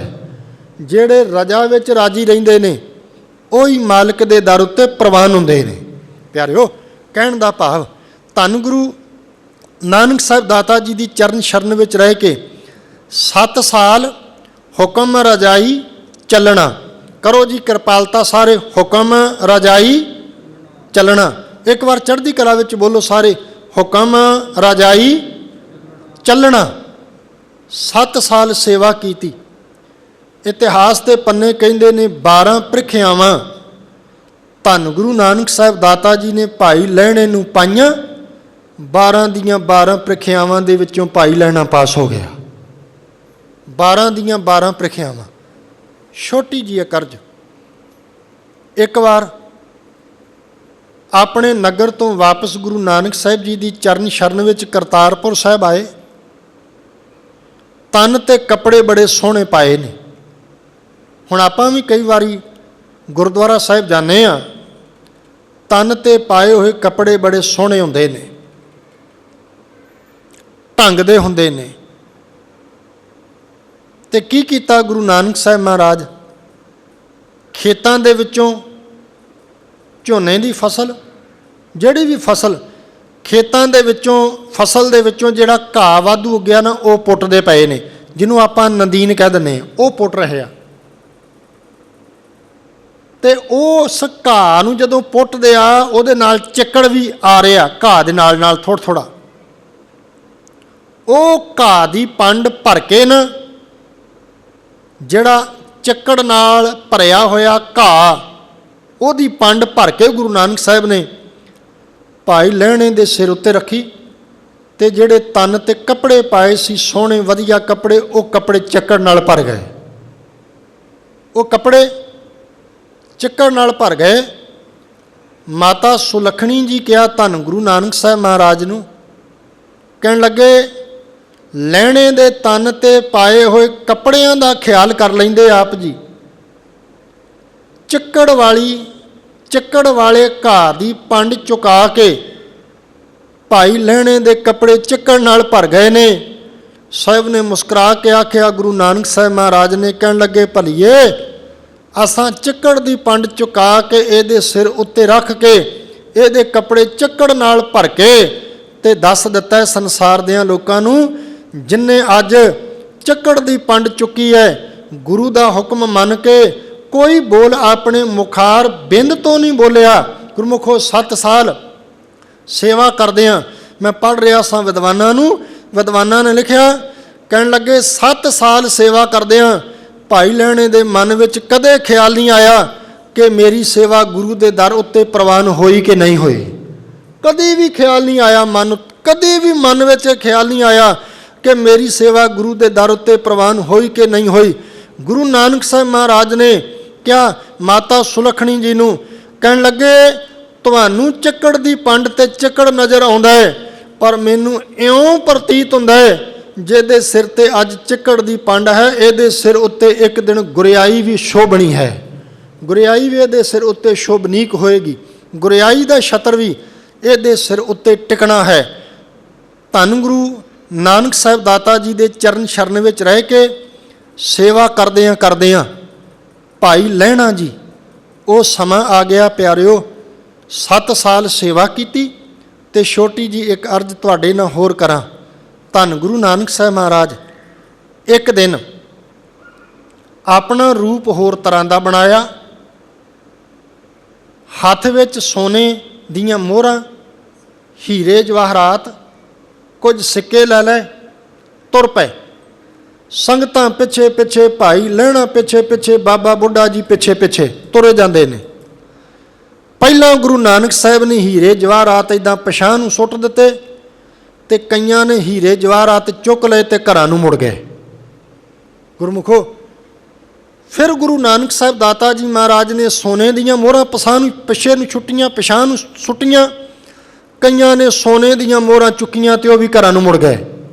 ਪਿਆਰਿਓ, ਫਿਰ ਗੁਰੂ ਨਾਨਕ ਸਾਹਿਬ ਦਾਤਾ ਜੀ ਮਹਾਰਾਜ ਨੇ ਜਿਹੜੇ ਸਿੱਕੇ ਸਨ ਕੋਲ, ਉਹ ਸਿੱਕੇ ਪਿਛਾਂਹ ਨੂੰ ਸੁੱਟੇ। ਕਈਆਂ ਨੇ ਸਿੱਕੇ ਚੁੱਕੇ ਤੇ ਪਿਛਾਂਹ ਨੂੰ ਮੁੜ ਗਏ। ਹੁਣ ਬਾਬੇ ਨਾਨਕ ਦੇ ਪਿੱਛੇ ਤੁਰਨ ਵਾਲੇ 2 ਹੀ ਰਹਿ ਗਏ। ਕਿਹੜੇ ਕਿਹੜੇ? ਇੱਕ ਭਾਈ ਲਹਿਣਾ ਤੇ ਦੂਜਾ ਬਾਬਾ ਬੁੱਢਾ। ਧੰਨ ਗੁਰੂ ਨਾਨਕ ਸਾਹਿਬ ਮਹਾਰਾਜ ਪਿਛਾਂਹ ਨੂੰ ਮੁੜੇ, ਦੋਵਾਂ ਨੂੰ ਆਵਾਜ਼ ਦੇ ਕੇ ਆਖਿਆ। ਭਾਈ ਲਹਿਣੇ ਨੂੰ ਪਹਿਲਾਂ ਆਵਾਜ਼ ਦਿੱਤੀ, ਲਹਿਣਿਆ ਮੁੜ ਜਾ ਪਿਛਾਂਹ ਨੂੰ। ਤੂੰ ਕਿਉਂ ਨਹੀਂ ਮੁੜਿਆ? ਮੁੜ ਜਾ ਪਿਛਾਂਹ। ਹੱਥ ਜੋੜ ਕੇ ਕਹਿੰਦੇ ਬਾਬਾ, ਜਿਹੜੇ ਪਿਛਾਂਹ ਨੂੰ ਮੁੜ ਗਏ ਉਹਨਾਂ ਦਾ ਪਿੱਛੇ ਕੋਈ ਟਿਕਾਣਾ ਹੋਏਗਾ ਤੇ ਉਹ ਮੁੜ ਗਏ ਨੇ। ਲਹਿਣੇ ਦਾ ਤੇ ਤੇਰੇ ਚਰਨਾਂ ਤੋਂ ਬਿਨਾ ਟਿਕਾਣਾ ਹੀ ਕੋਈ ਨਹੀਂ। ਲਹਿਣਾ ਪਿਛਾਂਹ ਨੂੰ ਕਿੱਧਰ ਮੁੜੇਗਾ? ਲਹਿਣਾ ਕਦੇ ਨਹੀਂ ਮੁੜੇਗਾ। ਗੁਰੂ ਨਾਨਕ ਸਾਹਿਬ ਦਾਤਾ ਜੀ ਲਹਿਣੇ ਦਾ ਟਿਕਾਣਾ ਗੁਰੂ ਨਾਨਕ ਦੇ ਚਰਨ ਨੇ। ਕੁੱਟ ਕੇ ਗਲਵਕੜੀ ਚ ਲਿਆ ਲਹਿਣਿਆ। ਗੁਰੂ ਨਾਨਕ ਵੀ ਟਿਕਾਣਾ ਲੱਭਦਾ ਕਿ ਜੋਤੀ ਜੋਤ ਸਮਾਉਣ ਤੋਂ ਪਹਿਲਾਂ ਮੈਂ ਆਪਣਾ ਆਪਾ ਕਿਹਦੇ ਵਿੱਚ ਟਿਕਾਉਣਾ ਹੈ। ਭਾਈ ਲਹਿਣਾ ਜੀ ਦੇ ਅੰਦਰ ਆਪਣੀ ਜੋਤ ਟਿਕਾਈ। ਵੇਖੋ ਪਿਆਰਿਓ, ਤੇ ਗੁਰਿਆਈ ਦੀ ਮਰਿਆਦਾ ਬਾਬਾ ਬੁੱਢਾ ਜੀ ਨੇ ਆਪਣੇ ਹੱਥਾਂ ਨਾਲ ਨਿਭਾਈ। ਧੰਨ ਗੁਰੂ ਨਾਨਕ ਸਾਹਿਬ ਮਹਾਰਾਜ ਨੇ ਪਰਿਕਰਮਾ ਕੀਤੀ, ਮੱਥਾ ਟੇਕਿਆ ਤੇ ਭਾਈ ਲਹਿਣਾ ਜੀ ਧੰਨ ਗੁਰੂ ਅੰਗਦ ਸਾਹਿਬ ਜੀ ਬਣ ਗਏ। ਧੰਨ ਗੁਰੂ ਅੰਗਦ ਸਾਹਿਬ ਬਣ ਕੇ ਗੁਰਿਆਈ ਦੇ ਤਖਤ ਉੱਤੇ ਸੁਸ਼ੋਭਿਤ ਹੋ ਕੇ, ਮੈਂ 1-2 ਬੇਨਤੀਆਂ ਕਰ ਵਿਚਾਰ ਨੂੰ ਸੰਕੋਚਣ ਦਾ ਯਤਨ ਕਰਾਂ। ਧੰਨ ਗੁਰੂ ਅੰਗਦ ਸਾਹਿਬ ਜੀ ਮਹਾਰਾਜ ਗੁਰਬਾਣੀ ਦੇ ਅੰਦਰ 63 ਸ਼ਲੋਕ ਉਹਨਾਂ ਨੇ ਉਚਾਰਨ ਕੀਤੇ ਨੇ। ਤੇ ਉਹਨਾਂ ਦਾ ਪਹਿਲਾ ਸ਼ਲੋਕ ਹੈ, ਸ਼ਲੋਕ ਮਹਲਾ ਦੂਜਾ। ਜਿਸ ਪਿਆਰੇ ਸਿਉ ਨੇ ਤਿਸ ਆਗੇ ਮਰ ਚੱਲੀਐ। ਜਿਸ ਪਿਆਰੇ ਦੇ ਨਾਲ ਪਿਆਰ ਹੋਵੇ ਨਾ, ਉਹਦੇ ਅੱਗੇ ਮਰ ਕੇ ਚੱਲੀਦਾ। ਮਰ ਕੇ ਚੱਲੀ ਦਾ ਭਾਵ ਚਲਾਕੀਆਂ ਖਤਮ ਕਰ ਦੇਈਦੀਆਂ ਨੇ, ਮਨ ਮਰਜ਼ੀਆਂ ਛੱਡ ਦੇਈਦੀਆਂ ਨੇ।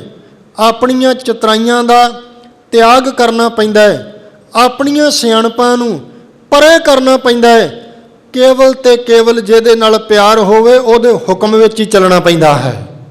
ਪਿਆਰਿਓ, ਤੇ ਹੁਕਮ ਵਿੱਚ ਚੱਲਣ ਵਾਲੇ ਇੱਕ ਛੋਟੀ ਜਿਹੀ ਅਰਜ਼ ਧੰਨ ਗੁਰੂ ਅੰਗਦ ਸਾਹਿਬ ਦਾਤਾ ਜੀ ਦੇ ਸ਼ਲੋਕਾਂ 'ਚ ਹੋਰ ਕਰਾਂ। ਧੰਨ ਗੁਰੂ ਅੰਗਦ ਸਾਹਿਬ ਜੀ ਜਦੋਂ ਆਸਾ ਕੀ ਵਾਰ ਦਾ ਆਪਾਂ ਪਾਠ ਪੜ੍ਹਦੇ ਹਾਂ ਨਾ, ਇੱਕ ਸ਼ਲੋਕ ਬੜਾ ਪਿਆਰਾ ਹੁੰਦਾ ਹੈ। ਧੰਨ ਗੁਰੂ ਅੰਗਦ ਸਾਹਿਬ ਜੀ ਮਹਾਰਾਜ ਦਾ। ਸਾਹਿਬ ਕਹਿਣ ਲੱਗੇ, ਚਾਕਰ ਲੱਗੇ ਚਾਕਰੀ। ਵੇਖੋ, ਚਾਕਰ ਲੱਗੇ ਚਾਕਰੀ, ਨਾਲੇ ਗਾਰਬਵਾਦ, ਗੱਲਾਂ ਕਰੇ ਕਨੇਰੀਆਂ, ਖਸਮ ਨਾ ਪਾਏ ਸਾਧ, ਆਪ ਗਵਾਏ ਸੇਵਾ ਕਰੇ ਤਾਂ ਕਿਛ ਪਾਏ ਮਾਨ। ਤੇ ਉੱਥੇ ਆਪਣੇ ਸ਼ਲੋਕਾਂ 'ਚ ਇਹ ਵੀ ਬਚਨ ਗੁਰੂ ਅੰਗਦ ਸਾਹਿਬ ਨੇ ਬਖਸ਼ਿਆ ਜੇ। ਕਹਿਣ ਲੱਗੇ, ਸਲਾਮ ਜਵਾਬ। ਆਹ ਗੱਲ ਧਿਆਨ ਦੇਣ ਯੋਗ ਹੈ। ਸਲਾਮ ਕਹਿੰਦੇ ਨੇ ਨਮਸਕਾਰ ਕਰਨੀ। ਸਲਾਮ ਦਾ ਅਰਥ ਕਰਾਂਗੇ ਮੱਥਾ ਟੇਕਣਾ। ਸਲਾਮ ਦਾ ਅਰਥ ਕਰਾਂਗੇ ਸੀਸ ਝੁਕਾਉਣਾ। ਸਲਾਮ ਅੱਜ ਨਮਸਕਾਰ ਵੀ ਕਰਦੇ ਹਾਂ, ਮੱਥਾ ਵੀ ਟੇਕਦੇ ਹਾਂ, ਸੀਸ ਵੀ ਝੁਕਾਉਂਦੇ ਹਾਂ, ਪਰਿਕਰਮਾ ਵੀ ਕਰਦੇ ਹਾਂ। तिल फुल गुरु के चरणों च भेटा भी करते हैं। पर धन गुरु अंगद साहब महाराज कहिंदे मत्था टेकण वाला, नमस्कार करन वाला, शीस झुकाउण वाला, परिक्रमा करन वाला, तिल फुल भेटा करन वाला कई वारी गुरु दे बचन मनण तो इनकारी हो जाता है तो गुरु दे बचना वारी गुरु दे बचना वारी ये गुरु नानक नूं जवाब दे जाता है।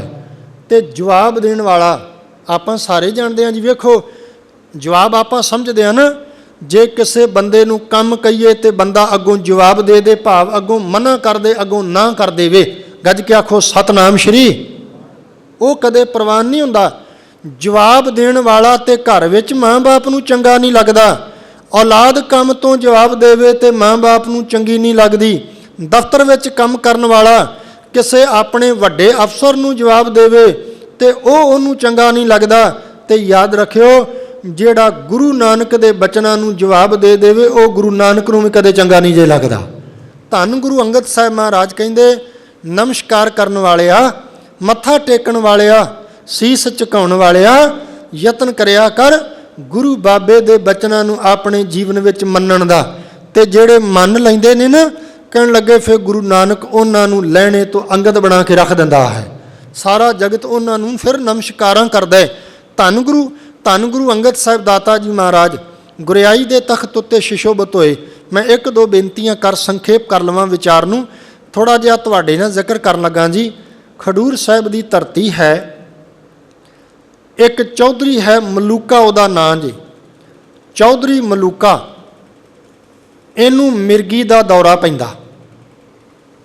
प्यारिओ ये धन गुरु अंगद साहिब महाराज नूं आके कहंदा महाराज मेरा मिर्गी दा रोग कटिया जाए। महाराज कहिंदे धन गुरु अंगद साहिब महाराज कहिंदे मिर्गी दा रोग कटिया जाएगा पर चौधरी शराब दा खैड़ा छड्डना पएगा। वेखो शराब दा खैड़ा छड्डेगा रोग कटिया जाएगा। चलो इन्हें गुरु दा बचन मन्निया जी, गुरु दा बचन मन इन्हें नशे नूं छड्ड दिता, नशे नूं छड्ड दिता।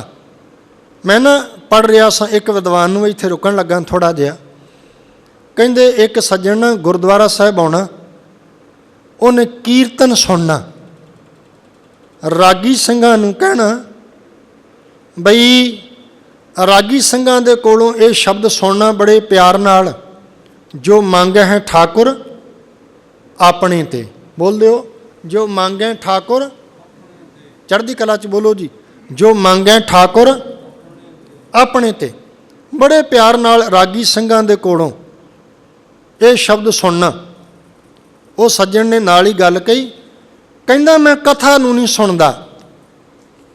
सज्जणा ने आख्या क्यों नहीं सुनदा? कहंदे कथा दे विच सिद्धा ही कह दिंदे आ तुसीं नशे छड्डो। कहंदा मैं तां नहीं सुनदा। कथा करन वाला सिद्धा ही कह दिंदा कि अमृत छको। कहंदा मैं तां नहीं सुनदा।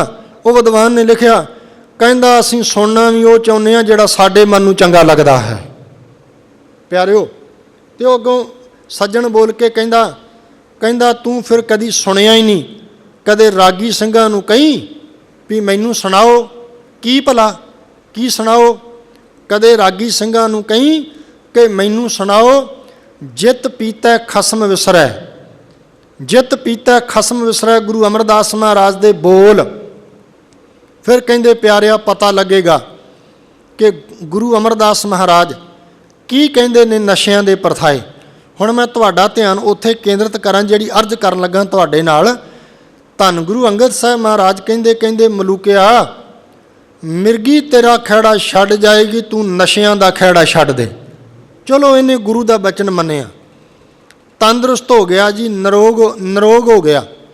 तो एक दिन फिर सज्जणा मित्रां दे संग बैठा, सज्जणा मित्रां दे संग बह के ना इन्हें फिर नशा पी लिया। तो घर इहदा बड़ा उच्चा सी, खडूर साहिब की धरती का रहने वाला, घर इहदा बड़ा उच्चा सी। तो उच्चे चुबारे ते चढ़ के ना उच्चे चुबारे ते चलो नशा पीण वाली गलती तो कर ही लई, पर एक सब तो वड्डी गलती इन्हें की कीती, ये नशा पी के चुबारे चढ़ के शिखर दे उत्ते ਤੇ ਆਵਾਜ਼ਾਂ ਦੇ ਦੇ ਕੇ ਕਹਿੰਦਾ ਧੰਨ ਗੁਰੂ ਅੰਗਦ ਸਾਹਿਬ ਮਹਾਰਾਜ ਨੂੰ, ਕਹਿੰਦਾ ਮੈਂ ਅੱਜ ਨਸ਼ਾ ਪੀ ਲਿਆ, ਤੁਸੀਂ ਜੋ ਮੇਰਾ ਵਿਗਾੜਨਾ ਵਿਗਾੜ ਲਿਓ, ਜੋ ਤੁਸੀਂ ਮੇਰਾ ਕਰਨਾ ਕਰ ਲਿਓ। ਮਾਲਕ ਦੀ ਮੌਜ, ਪਰਮਾਤਮਾ ਦਾ ਹੁਕਮ। ਇੱਦਾਂ ਦੀਆਂ ਆਵਾਜ਼ਾਂ ਦਿੰਦੇ ਨੂੰ ਚੁਬਾਰੇ ਦੇ ਸ਼ਿਖਰ ਤੋਂ ਮਿਰਗੀ ਦਾ ਦੌਰਾ ਪਿਆ ਤੇ ਥੱਲੇ ਡਿੱਗਿਆ ਤੇ ਨਾਲ ਦੀ ਨਾਲ ਹੀ ਉਹਦੇ ਪ੍ਰਾਣ ਨਿਕਲ ਗਏ। ਪਿਆਰਿਓ, ਧੰਨ ਗੁਰੂ ਅੰਗਦ ਸਾਹਿਬ ਦਾਤਾ ਜੀ ਦੇ ਹੁਕਮ ਤੋਂ ਪਾਸੇ ਹੋਣ ਵਾਲੇ, ਮੈਂ ਜਿਹੜੀ ਅਰਜ਼ ਕਰ ਰਿਹਾ, ਇੱਦਾਂ ਦੇ ਵੀ ਨੇ ਜਿਹੜੇ ਗੁਰੂ ਅੰਗਦ ਸਾਹਿਬ ਮਹਾਰਾਜ ਜੀ ਦੇ ਹੁਕਮ ਤੋਂ ਪਾਸੇ ਹੋਣ ਵਾਲੇ ਬੜੇ ਐਸੇ ਪਿਆਰੇ ਨੇ। ਜੇ ਆਪਾਂ ਗੁਰੂ ਅੰਗਦ ਸਾਹਿਬ ਮਹਾਰਾਜ ਜੀ ਦੇ ਜੀਵਨ ਨੂੰ ਹੋਰ ਪੜ੍ਹੀਏ, ਗੁਰਮੁਖੀ ਆ ਜਿਹੜੇ ਗੁਰਮੁਖੀ ਦੇ ਕਾਇਦੇ ਆਉਂਦੇ ਆ ਨਾ, ਊੜਾ ਐੜਾ ਈੜੀ ਵਾਲੇ ਜਿਹੜੇ ਕਾਇਦੇ ਨੇ, ਜਿਹੜੇ ਗੁਰਮੁਖੀ ਦੇ ਕਾਇਦੇ ਨੇ, ਇਹ ਗੁਰਮੁਖੀ ਦੇ ਕਾਇਦਿਆਂ ਦੀ ਸ਼ੁਰੂਆਤ ਕਰਨ ਵਾਲੇ ਧੰਨ ਗੁਰੂ ਅੰਗਦ ਸਾਹਿਬ ਜੀ ਮਹਾਰਾਜ, ਧੰਨ ਗੁਰੂ ਅੰਗਦ ਸਾਹਿਬ ਜੀ ਮਹਾਰਾਜ ਨੇ ਗੁਰਮੁਖੀ। ਅੱਜ ਤਾਂ ਵੇਖੋ, ਮੈਂ ਇਹ ਨਹੀਂ ਕਹਿੰਦਾ, ਠੀਕ ਹੈ, ਅਸੀਂ ਸਮੇਂ ਦੇ ਹਿਸਾਬ ਨਾਲ ਆਪਣਿਆਂ ਬੱਚਿਆਂ ਨੂੰ ਕੌਨਵੈਂਟਾਂ ਵਿੱਚ ਪੜ੍ਹਾਓ, ਸਕੂਲਾਂ ਵਿੱਚ ਪੜ੍ਹਾਓ, ਆਪਣਿਆਂ ਬੱਚਿਆਂ ਨੂੰ ਡਿਪਸ ਵਿੱਚ ਪੜ੍ਹਾਓ, ਆਪਣਿਆਂ ਬੱਚਿਆਂ ਨੂੰ ਕੈਂਬਰਿਜ ਵਿੱਚ ਪੜ੍ਹਾਓ, ਆਪਣਿਆਂ ਬੱਚਿਆਂ ਨੂੰ ਜਿਹੜੇ ਮਰਜ਼ੀ ਸਕੂਲ ਵਿੱਚ ਪੜ੍ਹਾਓ। ਬਸ ਇੱਕ ਗੱਲ ਚੇਤੇ ਰੱਖਿਓ ਕਿ ਗੁਰਮੁਖੀ ਪੰਜਾਬੀ ਦਾ ਕਦੇ ਵੀ ਸਾਡੇ ਬੱਚਿਆਂ ਨੂੰ ਚੇਤਾ ਨਾ ਭੁੱਲੇ। ਆਪਣੀ ਮਾਂ ਬੋਲੀ ਦਾ ਕਦੇ ਵੀ ਸਾਡੇ ਬੱਚਿਆਂ ਨੂੰ ਚੇਤਾ ਨਾ ਭੁੱਲੇ। ਤੁਹਾਡੇ ਬੱਚਿਆਂ ਨੂੰ ਦੁਨੀਆ ਦੀ ਹਰ ਭਾਸ਼ਾ ਆਵੇ, ਪਰ ਤੁਹਾਡੇ ਬੱਚਿਆਂ ਨੂੰ ਕਦੇ ਪੰਜਾਬੀ ਨਾ ਭੁੱਲ ਜਾਵੇ। ਆਹ ਗੱਲ ਜ਼ਰੂਰ ਯਾਦ ਰੱਖਿਓ। ਊੜਾ, ਮੈਂ ਕਈ ਵਾਰੀ ਬੇਨਤੀ ਕਰਦਾ ਹੁੰਦਾ, ਊੜਾ ਤੇ ਜੂੜਾ, ਆਹ ਦੋਵੇਂ ਚੀਜ਼ਾਂ ਅੱਜ ਸਾਨੂੰ ਸਾਂਭਣ ਦੀ ਲੋੜ ਹੈ। ਊੜੇ ਨੂੰ ਸੰਭਾਲ ਲਓ ਤੇ ਭੈਣਾਂ ਮਾਵਾਂ ਧੀਆਂ ਬੱਚੀਆਂ ਅੱਗੇ ਬੇਨਤੀ ਹੈ, ਜੂੜੇ ਨੂੰ ਸੰਭਾਲ ਲਓ। ਗੁਰੂ ਬਖਸ਼ਿਸ਼ ਕਰੇ। ਧੰਨ ਗੁਰੂ ਅੰਗਦ ਸਾਹਿਬ ਮਹਾਰਾਜ ਨੇ ਇਹ ਕਿਰਪਾਲਤਾ ਸਾਡੇ ਤੇ ਕੀਤੀ। ਤੇ ਜੇ ਕਿਤੇ ਹਮਾਂਜੂ ਸ਼ੇਰ ਸ਼ਾਹ ਸੂਰੀ ਤੋਂ ਹਾਰ ਕੇ ਖਡੂਰ ਸਾਹਿਬ ਦੇ ਕੋਲ ਦੀ ਲੰਘਣ ਲੱਗਾ ਆਇਆ, ਕਿਉਂਕਿ ਜਿਹੜੇ ਹਾਕਮ ਲੋਕ ਹੁੰਦੇ ਨੇ, ਬਾਦਸ਼ਾਹ ਲੋਕ ਹੁੰਦੇ ਨੇ ਨਾ, ਇਹਨਾਂ ਨੂੰ ਹੁੰਦਾ ਵੀ ਜਦੋਂ ਅਸੀਂ ਜਾਈਏ ਤੇ ਲੋਕ ਸਾਡੇ ਵੱਲ ਧਿਆਨ ਦੇਣ, ਸਾਨੂੰ ਜੀ ਆਇਆਂ ਕਹਿਣ, ਸਾਡੇ ਜਾਣ ਤੋਂ ਪਹਿਲਾਂ ਖੜੇ ਹੋਣ, ਸਾਨੂੰ ਫੁੱਲ ਭੇਟਾ ਕਰਨ, ਸਾਨੂੰ ਸਲਾਮਾਂ ਕਰਨ, ਸਾਨੂੰ ਸੀਸ ਝੁਕਾਉਣ, ਸਾਡੇ ਅੱਗੇ ਅੱਗੇ ਪਿੱਛੇ ਪਿੱਛੇ ਤੁਰੇ ਫਿਰਨ। ਇਹਨਾਂ ਨੂੰ ਜਿਹੜੇ ਹਾਕਮ ਹੁੰਦੇ ਨੇ, ਇਹਨਾਂ ਦੇ ਮਨਾਂ ਵਿੱਚ ਇੱਦਾਂ ਦੇ ਖਿਆਲ ਹੁੰਦੇ ਨੇ। ਤੇ ਇੱਦਾਂ ਹੀ ਜਿਹੜਾ ਹਮਾਂਜੂ ਸਮੇਂ ਦਾ ਸ਼ੇਰ ਸ਼ਾਹ ਸੂਰੀ ਤੋਂ ਹਾਰ ਕੇ ਖਡੂਰ ਸਾਹਿਬ ਤੋਂ ਲੰਘਣ ਲੱਗਾ, ਖਡੂਰ ਸਾਹਿਬ ਆ ਗਿਆ। ਗੁਰੂ ਅੰਗਦ ਸਾਹਿਬ ਮਹਾਰਾਜ ਬੱਚਿਆਂ ਨੂੰ ਗੁਰਮੁਖੀ ਸਿਖਾ ਰਹੇ ਨੇ।